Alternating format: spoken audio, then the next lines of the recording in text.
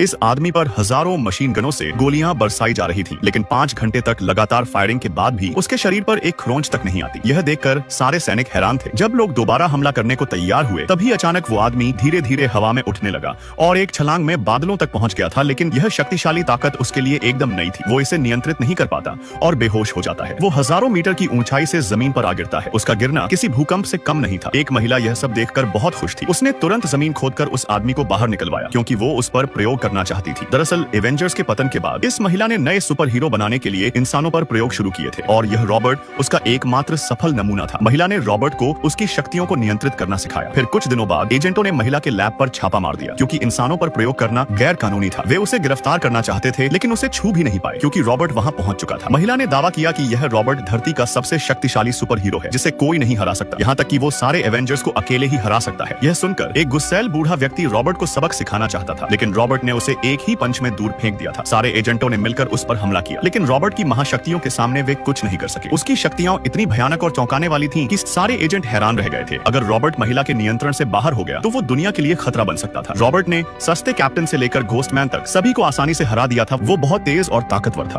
पूरी agent team कुछ ही पलों में जमीन पर पड़ी थी। एजेंट पीछे हटकर जाने लगे थे। महिला रॉबर्ट को आदेश देती है कि वो एजेंटों को मार डाले, लेकिन रॉबर्ट सोचने लगा कि इतनी ताकत होने पर वो किसी का आदेश क्यों माने। यह देखकर महिला डर गई थी। उसने रिमोट दबाकर रॉबर्ट को रोकने की कोशिश करी, लेकिन रॉबर्ट ने धक्का देकर उसका गला पकड़ लिया था। तभी महिला की साथी रिमोट का बटन दबाकर रॉबर्ट को बंद कर देती है। महिला मरते मरते बच